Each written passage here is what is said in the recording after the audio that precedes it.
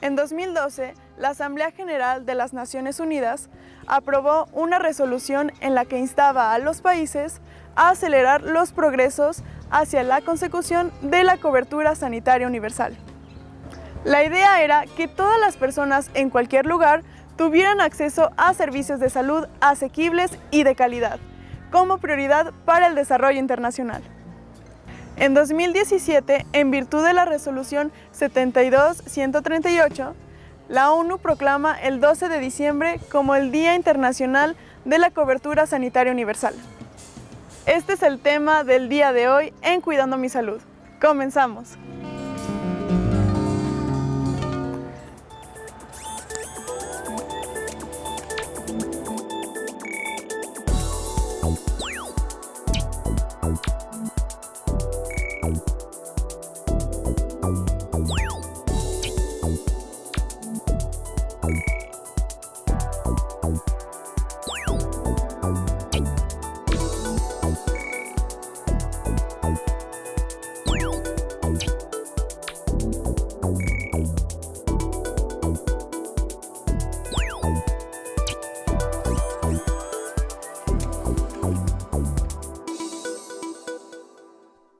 ¿Qué tal? ¿Cómo están? Bienvenidos, bienvenidas a un programa más de Cuidando mi Salud en este miércoles 8 de diciembre del año 2021. Yo soy Jorge Eric Valencia García, como siempre agradeciendo el favor de su atención a este programa que estamos transmitiendo desde la Benemérita Universidad Autónoma de Aguascalientes a través del canal .2 de televisión digital terrestre y también a través de la plataforma de Facebook Live. Y bueno, como siempre, me da mucho gusto recibir aquí en el estudio a la doctora Adriana Verónica Díaz Franco. ¿Cómo está, doctora? Buenos días. Muy buenos días, Jorge. Muy buenos días. Gracias por invitarnos. También saludo con mucho gusto a la doctora María Guadalupe Medina Ortega. Buenos días, gracias por la invitación. Y también con mucho gusto al doctor Ismael Landín Miranda. ¿Qué tal, doctor? ¿Cómo están? Mucho gusto y gracias. Y bueno, como dinámica del programa, siempre nos comentan un poquito sobre dónde estudiaron, dónde están laborando actualmente y un poquito sobre su experiencia laboral. Pues si gusta empezamos con usted, doctora. Bueno, pues yo soy la doctora Adriana Verónica Díaz Franco, soy maestra en nutrición clínica por la Universidad del Valle de Temajac, soy egresada de medicina de la Universidad de Guadalajara y estoy cursando mi doctorado en salud pública actualmente. Me desempeño también como directora de atención primaria de la salud en la Secretaría de Salud del Estado de Aguascalientes. Muy bien, muchas gracias, doctora Adriana. Doctora Guadalupe. Bueno, buenos días, gracias. Soy orgullosamente gallo, de aquí de la Universidad Autónoma de Aguascalientes, egresada en la licenciatura de médico cirujano. Actualmente estamos en la dirección de atención primaria, en la jefatura de primer nivel de atención. Vemos básicamente el primer nivel de atención en las jurisdicciones sanitarias. Perfecto, muchas gracias, doctora. Doctor, por favor. Yo soy egresado de la UNAM hace más de 50 años, aguascalentense. Tengo especialidad en pediatría por la División de Estudios Superiores de la UNAM también y el IMSS. Especialidad en Administración en Salud por la Universidad Autónoma de Guadalajara. Maestría en Nutrición por la Autónoma de Durango. Diplomado en Investigación en Salud por la Universidad de Guadalajara. Y he desempeñado en la Secretaría de Salud desde director del Hospital de Cocío en 1968 hasta secretario de Salud en el 74 al 80, pasando por director del Hospital Hidalgo, director de Enseñanza e Investigación, director del Centro de Salud, pero en fin, en el Seguro Social prácticamente todo menos delegado. Durante 37 años trabajé en el Seguro Social, tengo mi consultorio privado y no he dejado de preocuparme por la salud de los mexicanos. Perfecto, doctor. Pues muchas gracias. Una amplia trayectoria que tienen nuestros invitados de esta mañana, donde estaremos hablando sobre este día que es el Internacional de la Cobertura Universal, que se celebra el próximo domingo. Vamos a nuestra primera cápsula que habla precisamente sobre este tema.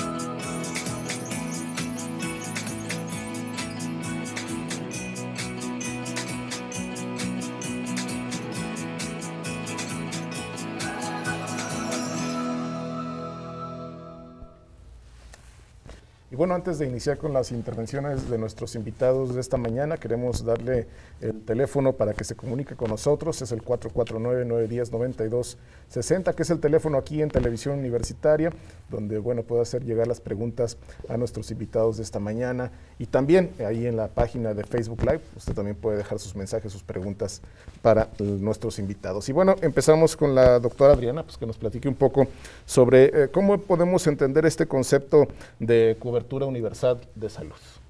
Bueno, pues simplemente entendiendo las dos palabras que la conforman, ¿no? Cobertura es pues a todos, ¿no? La cobertura universal en salud es tenerle la atención a la salud no solo física, sino también mental, y que cubra a todos, sin importar raza, etnia o condición social. O sea, este sistema de salud debe de estar al alcance de todas y todos.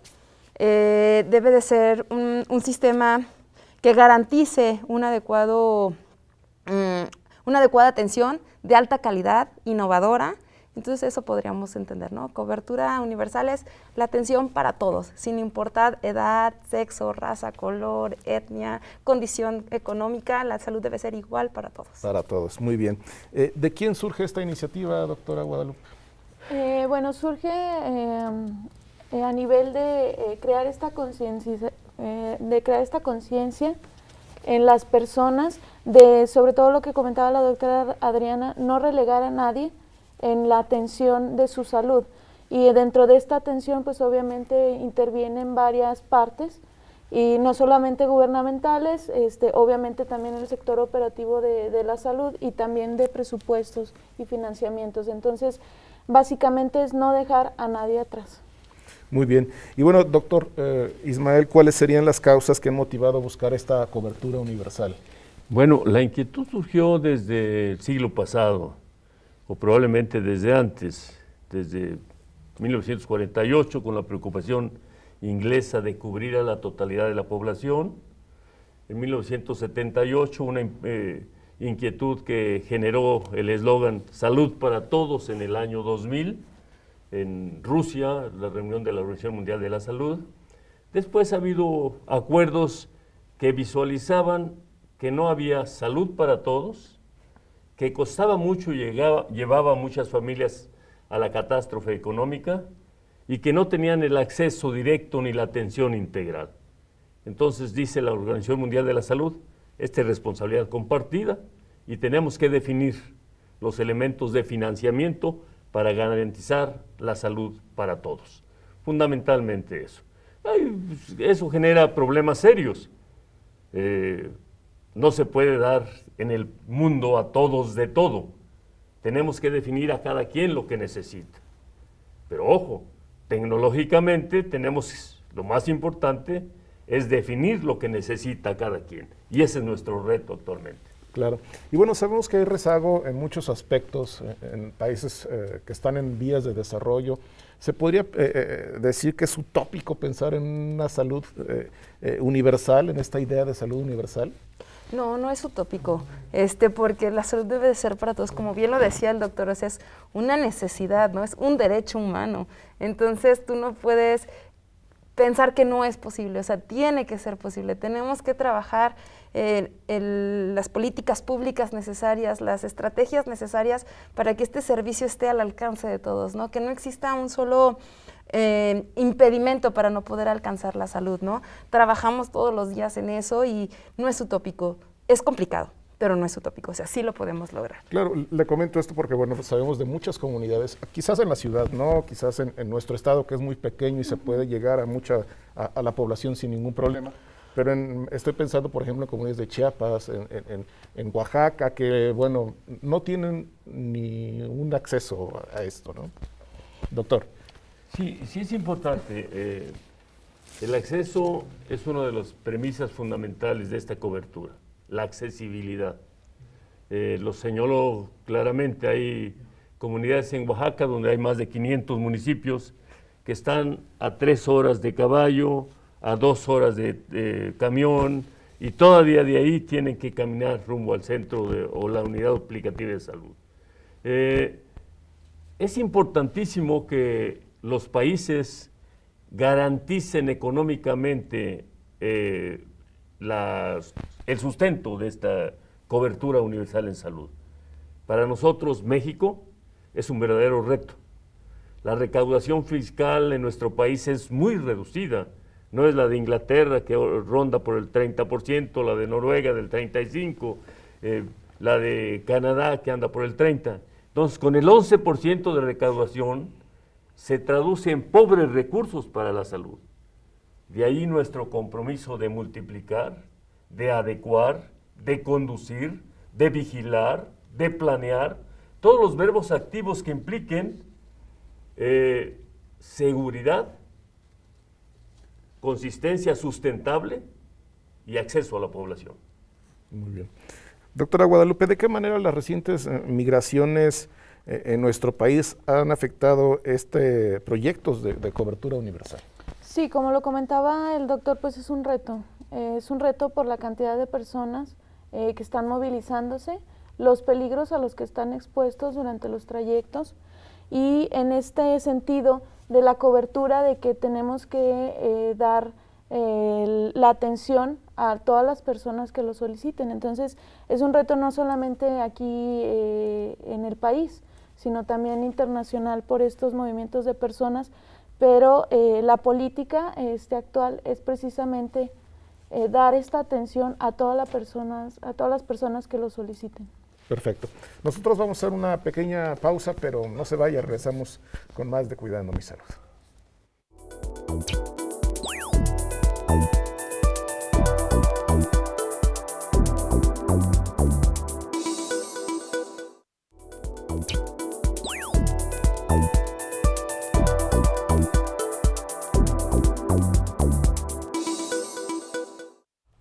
Estamos de regreso en Cuidando mi Salud y bueno, les vamos a presentar ahora otro video más que habla sobre la salud universal para todos y para todas partes.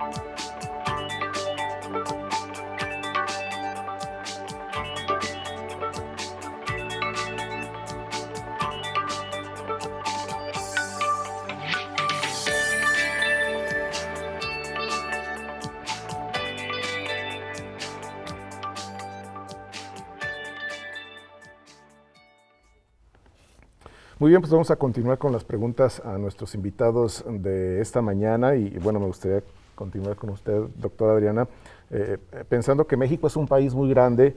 ¿Qué infraestructura mínima tendría o debería de tener para que toda la población tuviera acceso a este sistema de salud?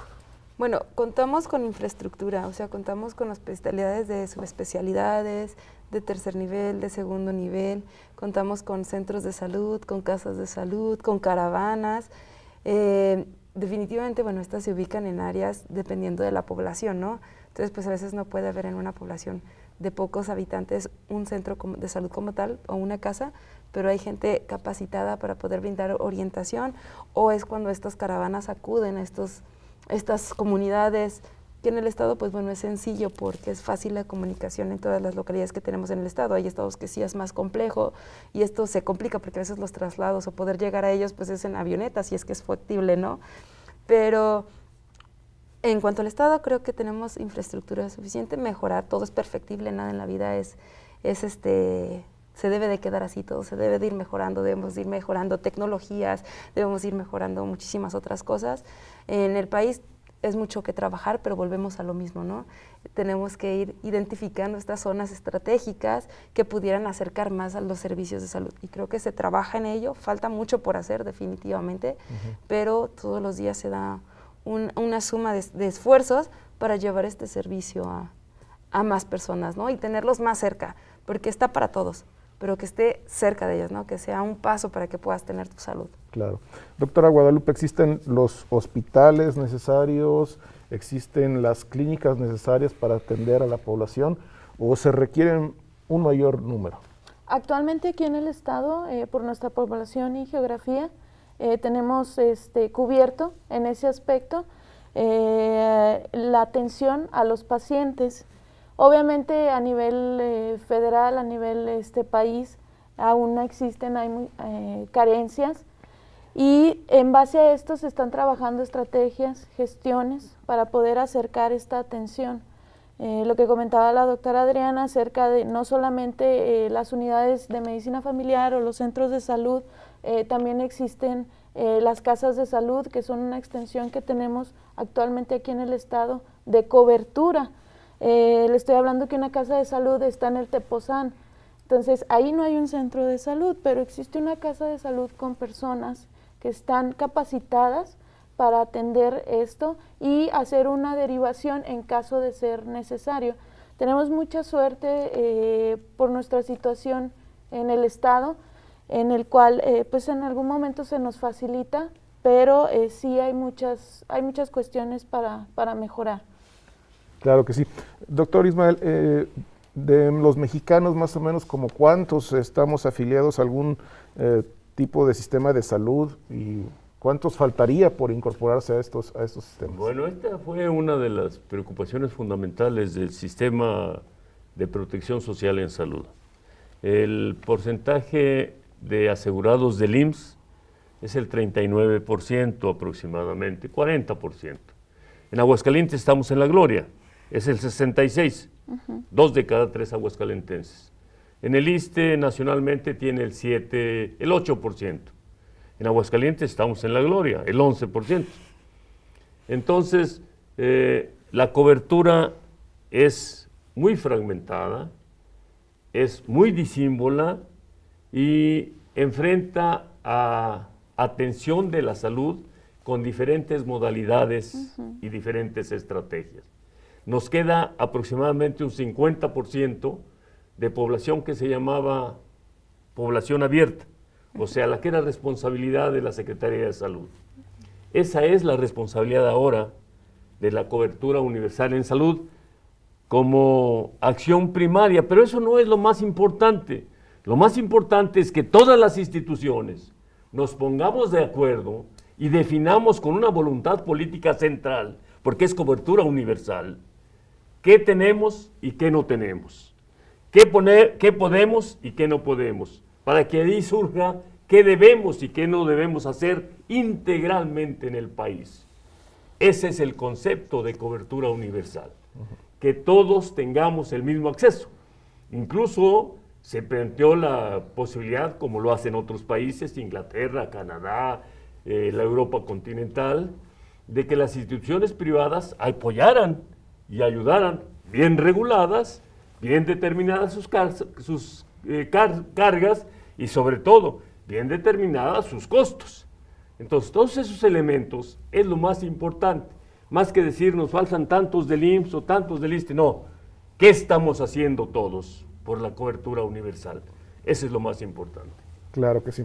Y bueno, doctora Adriana, sobre los médicos, ¿cuántos hay en nuestro país? Y bueno, si tiene por ahí el dato, y si son los necesarios para atender a toda la población o faltan mayor número de médicos, obviamente especialistas, enfermeros, enfermeras, todo este conjunto de personas. Bueno, se tienen afiliados aquí en el estado, más de 80,000 médicos se tienen afiliados y bueno, la OMS nos determina que por cada 1,000 habitantes debe de haber 1.6 médicos, más o menos, ajá. Y bueno, aquí en el estado lo cubrimos, afortunadamente, como decimos, somos pues muy afortunados, ¿no? En ese aspecto. Sí, la verdad es que es un estado muy bueno para poder implementar políticas públicas que puedan dar resultado en otros lugares, por todas las bonanzas que tiene este estado, ¿no? Claro. Y pero sí, afortunadamente, por el momento, bueno, de acuerdo a los lineamientos que nos marca la OMS y todo esto, sí tenemos médicos, definitivamente. Y bueno, cada día salen más egresados, tenemos más universidades con más egresados, entonces personal hay, ¿sí? Como dice el doctor, trabajamos en las políticas públicas para universalizarnos todos, ¿no? Y aprovechar ese recurso.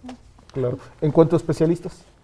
También estamos cubiertos en ese aspecto. Igualmente, IMSS nos maneja 1.7 por 1,000 habitantes, igual también se cumple.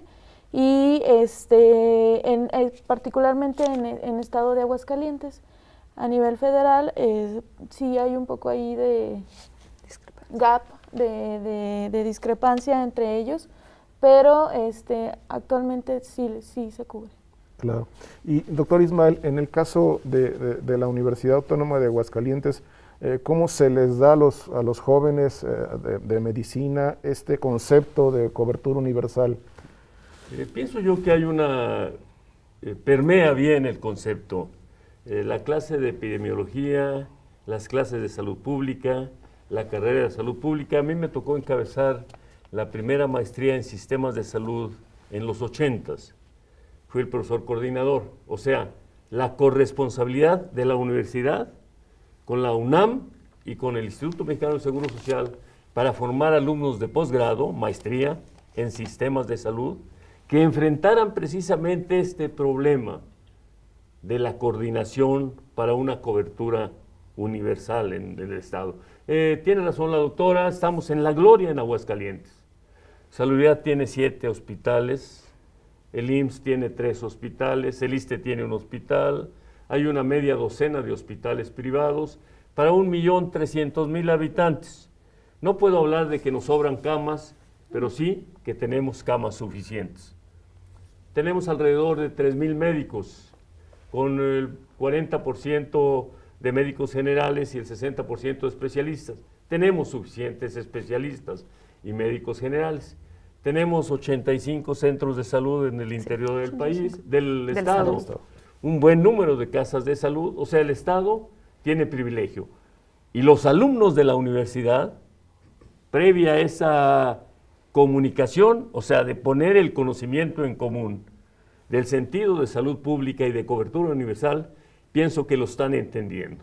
Reciben conceptos de demografía, de epidemiología, de salud pública, están asumiendo su responsabilidad en la medida que los profesores les transmitimos que los estamos preparando para el ejercicio, y el ejercicio es en la comunidad. El ejercicio es en las comunidades rurales. Por fortuna no tenemos ninguna a más de 10 kilómetros sin unidad aplicativa de salud.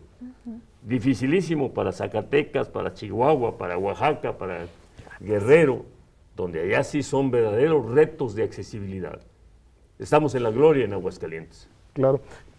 Precisamente ahorita que habla de los egresados, ¿cuál es el perfil ahora de los nuevos egresados de medicina en este sentido? Es bueno.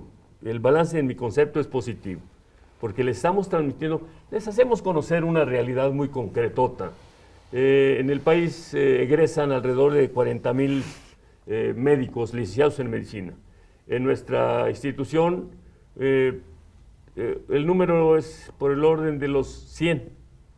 De esos 100, 1 de cada 6 va a ser aceptado en la especialidad. Entonces, 5, cuando menos, van a ejercer como médicos generales. O sea, se van a enfrentar a la corresponsabilidad de esa cobertura comunitaria y universal en salud. La estamos transmitiendo en la medida que les decimos su preparación, y nuestra cátedra, nuestro diálogo con ustedes es preparación para el ejercicio, no para el pase con 9 o con 10, sino para el ejercicio en la comunidad. Y en la medida que está permeando ese concepto, pienso que la preparación tiene balance positivo en nuestra universidad. Claro que sí, gracias, doctor. Y bueno, doctora Adriana, ¿cómo se podrían evaluar los servicios de salud que se otorgan actualmente en México? Obviamente ya decíamos que Aguascalientes estamos de maravilla, pero en general México, ¿cómo se encuentra? ¿Se están otorgando de una buena manera? Bueno, ha habido cambios en las gestiones económicas, me tocó difícil pregunta. Sí, ha habido cambios en las cuestiones económicas en el país. Aparte que somos un estado afortunado, por como lo que veníamos diciendo, somos un estado afortunado porque las políticas que se han decidido en este momento, en este estado, han sido afortunadas, nos han permitido continuar con la atención de cáncer, con la atención de enfermedades crónicas, sin estar supeditados a una entrega o un recurso proveniente de fuentes federales, ¿no? Creo que se tiene que seguir trabajando, se tiene que seguir invirtiendo en la salud, no tanto en la atención del problema, sino en la prevención de la enfermedad. Y en el momento en que nosotros logremos eso como salud, atacar a la prevención, crear una cultura y una mentalidad en la población sobre la importancia de ir antes de, ese día vamos a tener suficiencia de recurso económico para poder atender a la salud. Mientras sigamos atacando la bomba o sigamos llegando cuando el crónico ya está descontrolado, es carísimo esa atención y bueno, creo que más que nada tenemos que trabajar en eso, ¿no? En cambiar la mentalidad de toda la población, en crear la cultura de la prevención, ¿no? En ir al menos cada 6 meses a que me revisen, aunque no tenga nada, pero que me revisen la boca, que me revisen la presión, que me revisen el azúcar, que me revisen todo, que me revisen hasta emocionalmente, ¿no? Eso va a generar que tengamos la suficiencia para poder brindar la atención, que no se saturen los servicios de urgencias, porque no vas a tener que ir a una urgencia, sino ya fuiste atendido, ya fuiste prevenido. Entonces creo que eso es en lo que tenemos que trabajar, en la cultura de la prevención. Claro que sí, nos falta cambiar ese chip de no ir nada más con los médicos cuando estamos enfermos, sino cuando estamos bien. Claro. Cuando estamos bien. Vamos a hacer una pequeña pausa, pero no se vaya, regresamos con más de Cuidando mi Salud.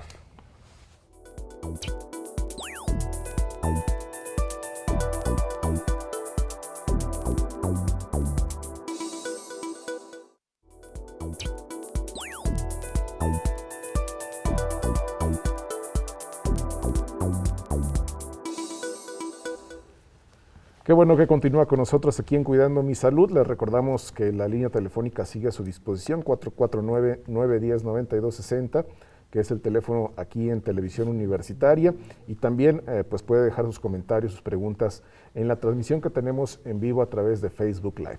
Y bueno, vamos a presentarles ahora otra cápsula que habla sobre nuestros logros hacen historia.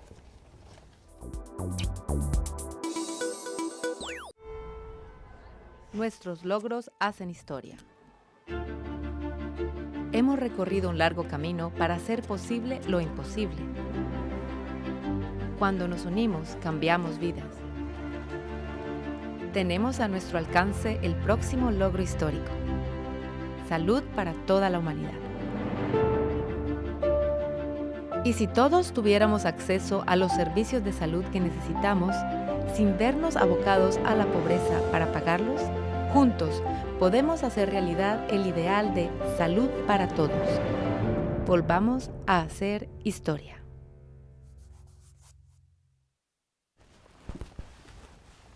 Y bueno, doctora Guadalupe, me gustaría preguntarles sobre el equipamiento con que cuentan nuestro sistema de salud. ¿Cómo nos encontramos en ese sentido?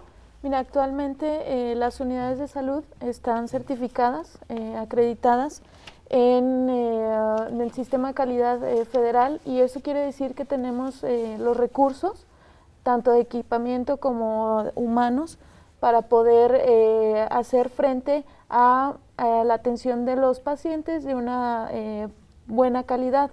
Entonces, en este aspecto, el instituto no compra equipamiento de mala calidad, tiene que tener ciertas especificaciones, una de calidad y de otra técnica, ¿sale? Las licitaciones, de hecho, pues son internacionales.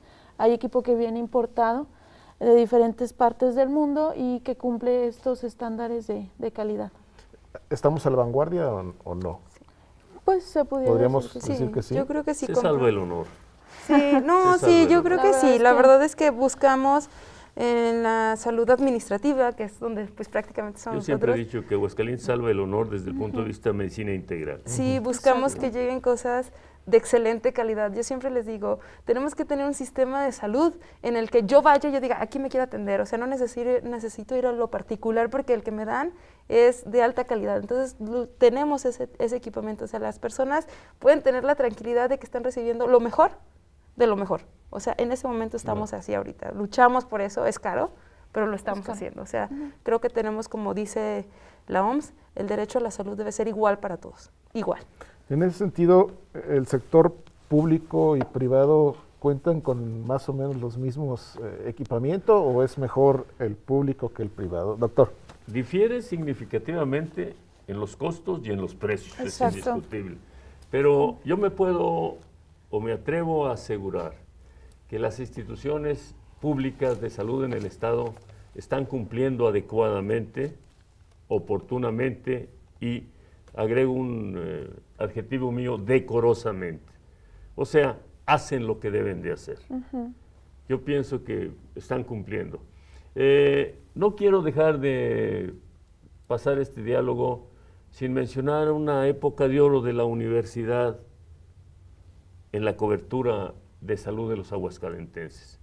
Cuando tuvo el Hospital Hidalgo, cuando me tocó ser director en esa época, con egresados de la universidad, Llamas en medicina interna, Ríos en pediatría, Prieto en urgencias, etcétera. No quiero seguir insistiendo para no pegar de omisión.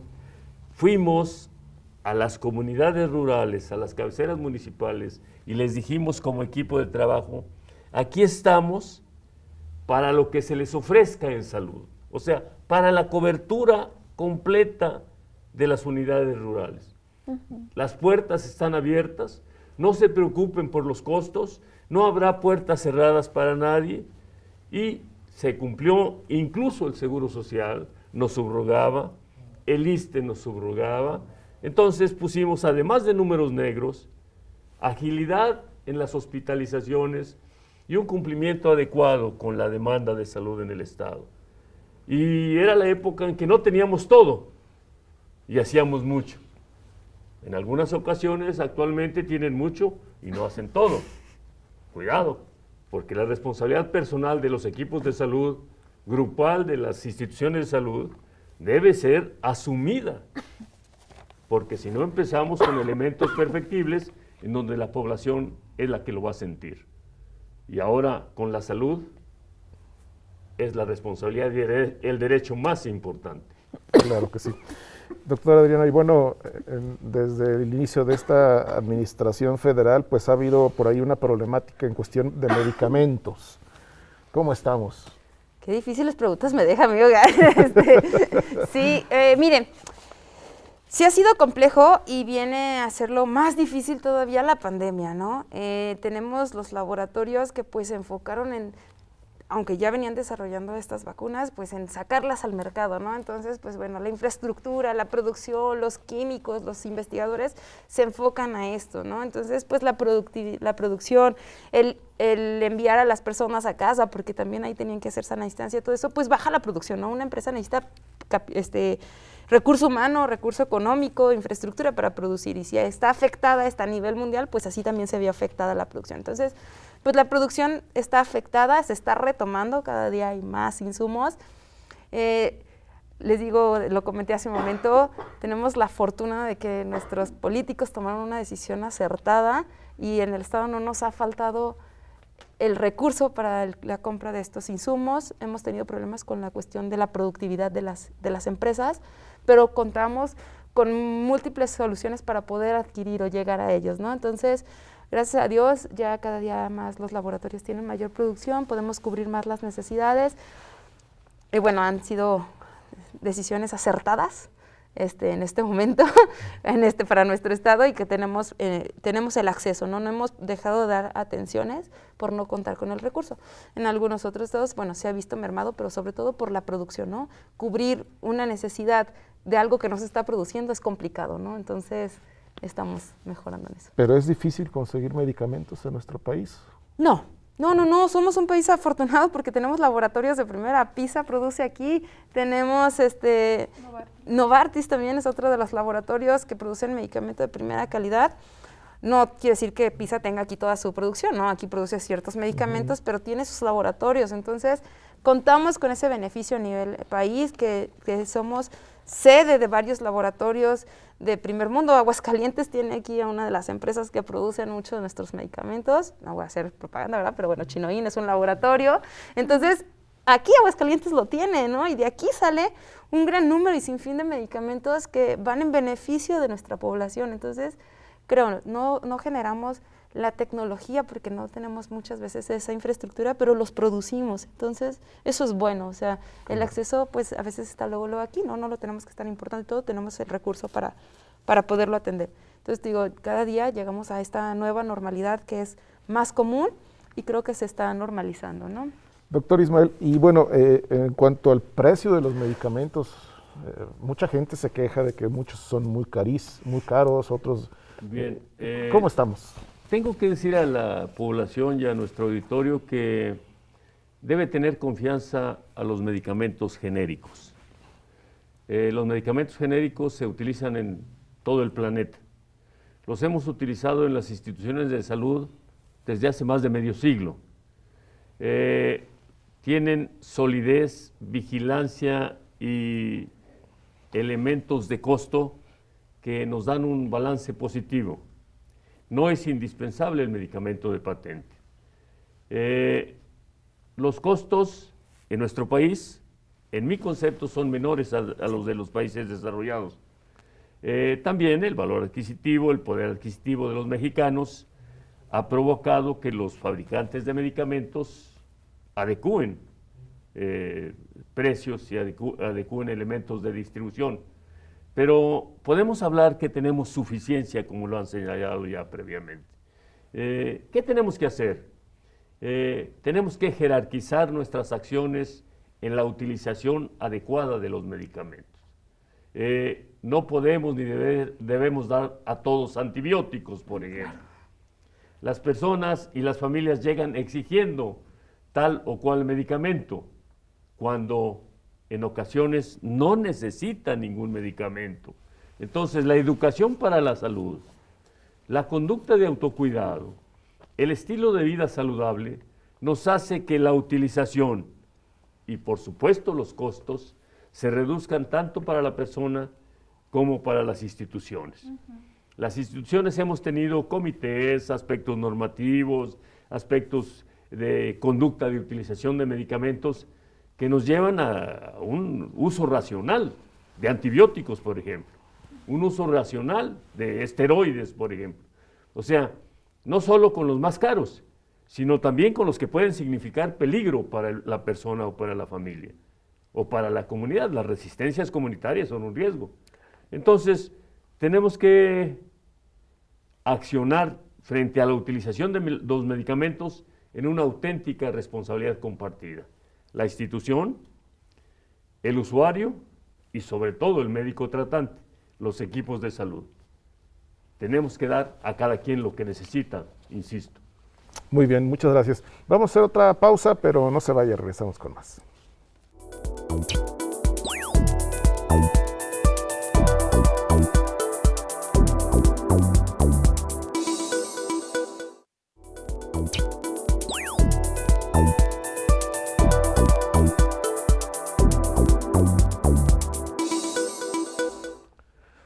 bueno, como todos los miércoles en nuestro programa de Cuidando mi Salud, tenemos la participación del Departamento de Cultura Física y Salud Pública, y bueno, sobre estos ejercicios que nos recomiendan, y hoy van a hablar sobre la prevención y la rehabilitación en la espalda.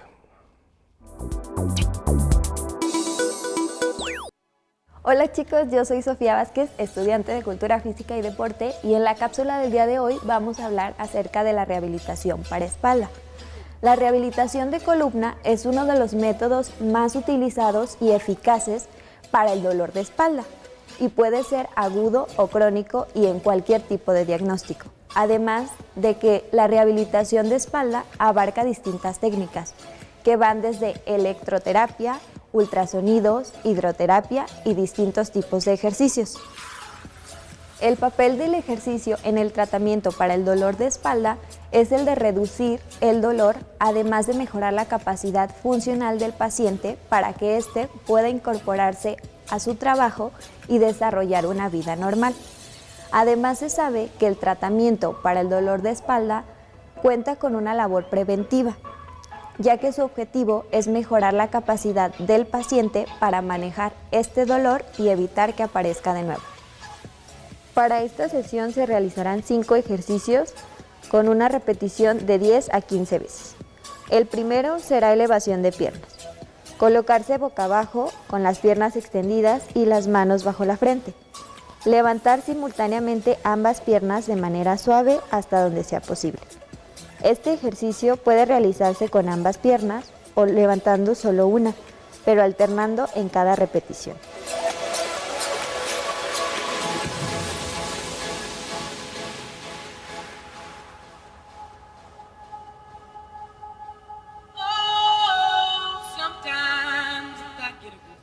Ejercicio 2.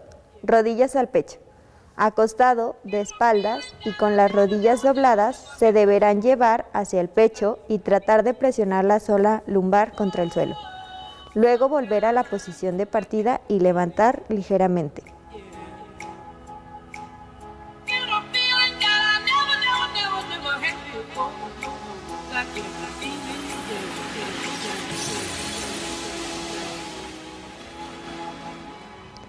Ejercicio 3. Encorvaciones. En posición de gatas, los muslos y los brazos en posición vertical, con la espalda plana, deberás encorvar la espalda mientras te sientas sobre tus talones. Después regresar a la posición de partida y repetir el ejercicio.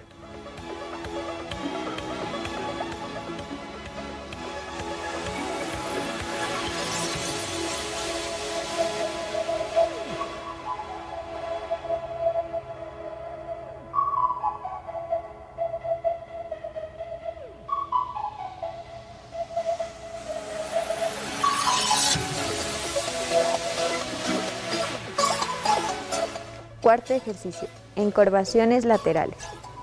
En posición de gatas, con los muslos y los brazos en posición vertical y la espalda plana, deberás encorvar la espalda y sentarte, pero ahora de manera lateral, a un lado de tus pies sin desplazar las manos. Luego volver a la posición de partida y repetir el ejercicio alternando ambos lados.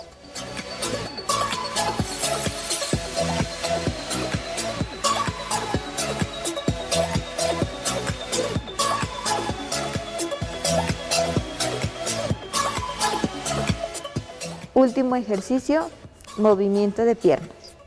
Acostado, boca abajo, con las piernas extendidas y las manos bajo la frente, alargar y encoger la pierna sin doblar la rodilla.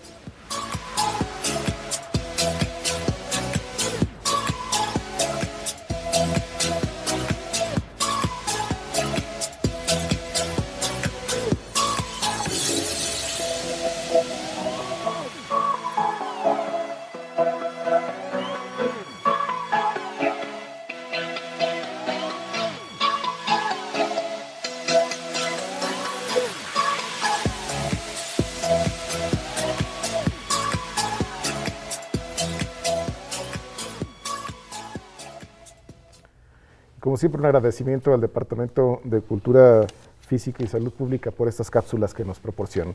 Y bueno, como les comentaba, estamos en la parte final de nuestro programa y sí me me gustaría pues preguntarle, doctora Guadalupe, para empezar a cerrar esto un poco, ¿qué faltaría para este acceso o cobertura universal en Aguascalientes? Ya nos dijeron que estamos muy bien, que somos un estado con toda esta cobertura, pero ¿qué faltaría por hacer o qué se tendría que seguir haciendo?